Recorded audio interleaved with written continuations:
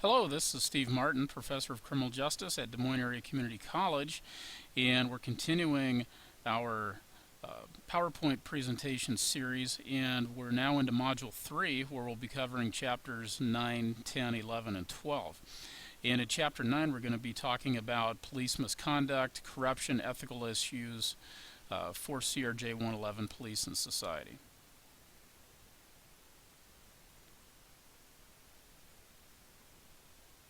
Basically, when we talk about types of misconduct found in police work, we're talking about four basic areas. The crime that's committed by police officers, both on duty and off, occupational deviance, corruption, and abuse of authority. And some of these things intertwine, and sometimes it's difficult to distinguish between one and the other.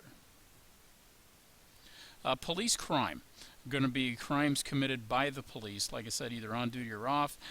Could be things like perjury, lying in court, which is a felony. Extortion, where you're threatening people and extorting money from them in exchange for leniency, protection, things like that. And then shakedowns, where you're just targeting certain citizens to steal money or goods from them. Occupational deviance, police deviance, again, there's not a lot of difference between the two, in my opinion. They're somewhat indistinguishable, but basically what you're looking at is, deviance in and of itself just means, you're doing something bad or that violates societal norms, whether it's occupational or general. Really doesn't matter.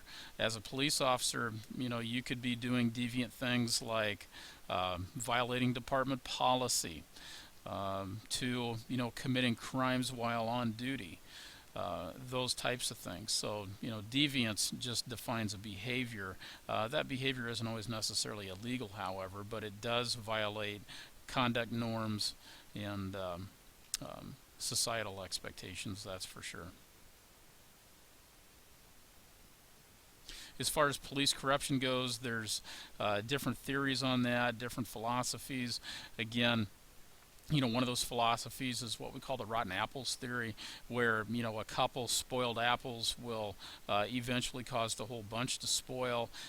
By and large, most everybody does a good job and is ethical, moral, and has a sense of right and wrong, but just a couple of bad ones, really ruins the whole batch. That's the thought process there. The pervasive unorganized or pervasive organized types of corruption too, where you maybe have organized systems in place of corruption. For instance, the Dirty 30 out in New York City back in the 1980s, where they were going out at night and targeting specific drug dealers for shakedowns and robberies, and then pocketing the cash, turning around and reselling the drugs. That was kind of an organized crime syndicate in operation there, being operated by the police department on a regular basis. The unorganized is going to be maybe more along the lines of coming upon opportunities and taking advantage of those. Not necessarily planning in advance, but keeping an eye out for those opportunities.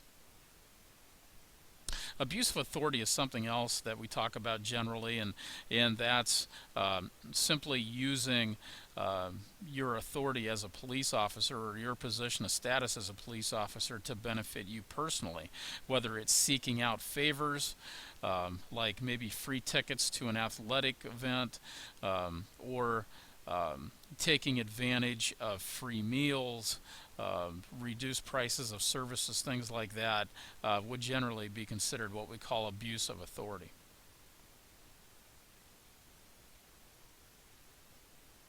Factors in police deviance. Some of the things going to be involved in that might be the individual officers and how their moral grounding is structured. Do they have a sense of right and wrong? These people should be identified and never hired to begin with, and we try to put them through rigorous testing in the pre-employment aspect of the hiring process to try to weed these individuals out. There's neighborhood explanations. Is it a product of the neighborhood that the individuals have to work within? You know, is it a structural, or something within the organization itself which promotes police corruption? Usually, police corruption at the top of the organizational chain will filter down to the lower levels of the organization as well, because the lower levels can see that corruption is condoned at the higher levels. Therefore, they think it's okay to do so too at the lower levels, and so it becomes pervasive throughout the organization. The nature of police work in and of itself will lend itself the opportunities to engage in aberrant behavior, into deviant behavior, and generally what we consider police misconduct, simply because a lot of times police officers are out on the street by themselves, working with very little supervision, and of course opportunities arise under those circumstances if you have somebody that's predisposed to engage in deviant behavior to be involved in that type of activity. It's just one of those things where we try to find the best, most morally competent people to do the job, because they are going to have to rely upon themselves to use the best judgment based on department policy and their own sense of right and wrong, in conducting business. The police subculture has something to do with that too, and what we're talking about in the subculture is the personality of the organization, or the personality of a group within that organization.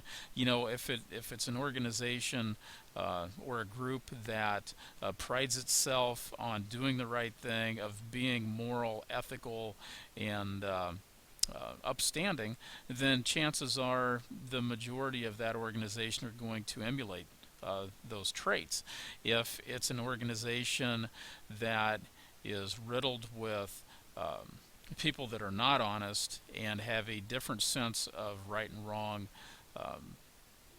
that does not conform to the expectations of the public or our societal norms, then you're going to have a subculture of corruption and violence.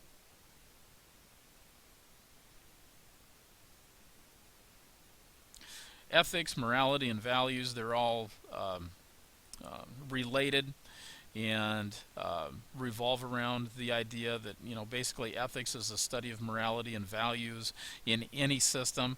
Obviously these things change from country to country around the world, to even organization to organization. One organization might see their ethics, morals, and values in one sense, or meaning one thing, while another organization might see it as something different. It just kind of depends. But the bottom line is, regardless of the location of this, in law enforcement, we really should have kind of the same ethical and moral values that guide us in what we do. As far as police ethics goes, again, most agencies have a value statement in their policy and procedures manual that illustrates what they feel are most important, and it usually involves things like, ethical grounding, belief in fairness and equality, equal protection, things like that. And the things that they vow to uphold in serving the community.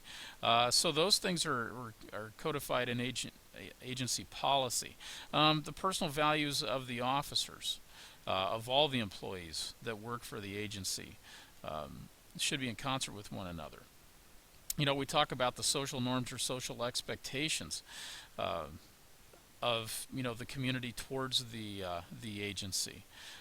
The ethical codes, the guidelines, the laws, all these things go into what we consider this broad category of police ethics.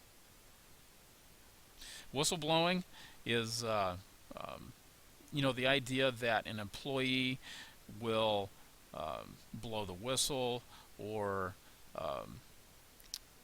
somehow communicate to an outside source that in fact there's illegal behavior, that there is behavior that runs counter to the expectations of society or the organization, deviant behavior going on.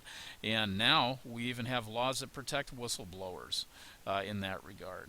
And usually when we have incidents of police corruption, often what happens is that that's reported by somebody within the agency, and then an investigation ensues, and people are usually fired or disciplined, based on the results of that investigation if it turns out that wrongdoing was found.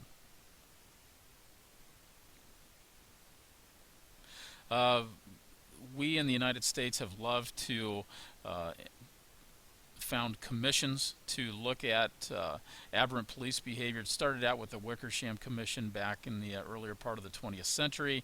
The Knapp and Mullen commissions were studies of the New York City Police Department that looked at corruption within the ranks of New York PD, and of course what they found was that corruption was something that was widespread throughout the organization, and steps were taken based on recommendations by these commissions to try to root out that type of aberrant behavior.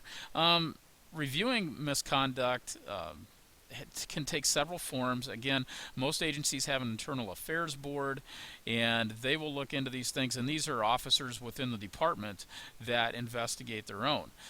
They may come up with 4 different findings. Unfounded, meaning that they didn't find any basis for the allegation.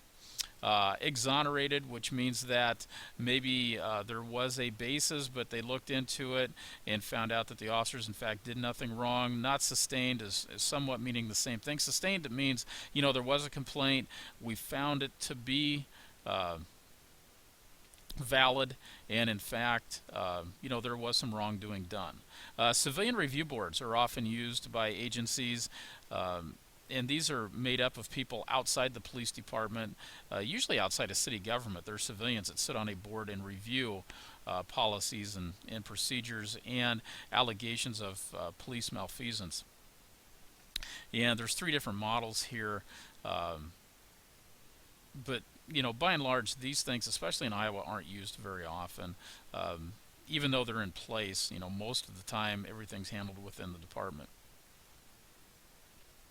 Other methods, again, you can look at maybe politicians demanding investigations, using the criminal and civil law to sue law enforcement agencies or to criminally charge officers that do something wrong.